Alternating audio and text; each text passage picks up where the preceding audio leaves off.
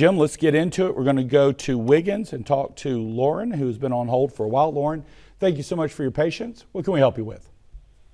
Oh, yes, sir. I was hurt at a work injury about a year and a half ago. Okay. I've doctor since then. Probably about 3 months after I got hurt, I finally started receiving my workers' comp. Okay. I had to hire an attorney to, help with getting me set up. In the meantime, he hasn't done anything to help me as far as my health-wise. I have to almost beg for a doctor's appointment. I've been through therapy 3 times. I've also had injections in my hip. It's my SI joint. They say it's unstable. And I just need to know what I need to do, to hurry the process up. I mean, a year and a half out of work is a long time, and workers' comp pretty much starves you to death. Well, that's unfortunately that's the case. Lauren, before you go, real quickly, are you receiving your 2/3 of your average weekly wage? Are they making the payments to you, or have they stopped that? They are making the payments. They were pretty consecutive, but here in the last, I may say about 2 or 3 months, I haven't received anything. Okay, and it sounds like your treatment is ongoing. I understand sometimes they're resistant to scheduling medical appointments, but as far as you know, have they paid all of your medical expenses related to the injury, as far as you know? As far as I know, they have. Okay, but you're still under treatment. Sounds like we had a question earlier, an email question. Sounds like the doctor is still treating you. You haven't reached what's called maximum medical improvement. Sounds like treatment's ongoing. Is that also true? Yes, sir, that's true.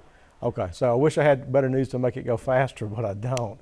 And so basically, in a workers' compensation claim, you're entitled to receive 2/3 of your average weekly wage and have all of your medical expenses paid.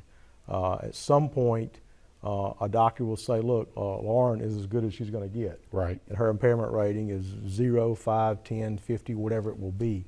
And at that point, you're in a position to resolve the case. And so what I was talking about earlier is what's occurring in your case, Lauren. The medical treatment is got to be completed basically before you're in a position to settle your case.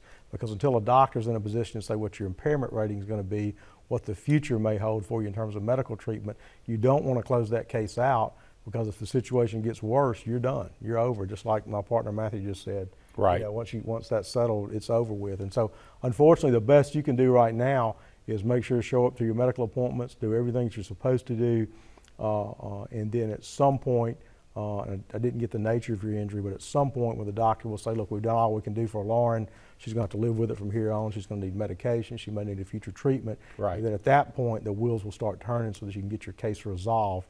But until you reach that point, you don't want to settle your case. And unfortunately, the benefits aren't great, but if they're paying your wage, and they should be paying your mileage back and forth to your medical appointments too, and your medical appointments, that's all you can make them do right now. Jim, I did, and I don't want to put words in Lauren's mouth, I did feel her frustration on this one for sure, and the amount of time.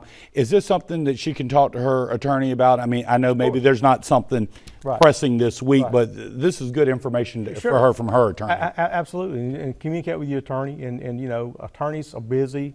I don't want to diss fellow attorneys, okay? Because sometimes we're bad about not returning calls, sometimes we're busy. But client communication is important. If you can't get him on the phone after a couple of tries, call and schedule, sit down and talk to him about it and see when he thinks you're likely. And again, I didn't get the nature of your injury, but based upon what type of injury you have, attorneys that have done a lot of this know about how long it's going to take for you to get to maximum medical improvement, typically. And give you some idea when the end game is going to be. If you've been treating a year and a half, most types of injuries, you ought to be getting close to the point where you're at maximum medical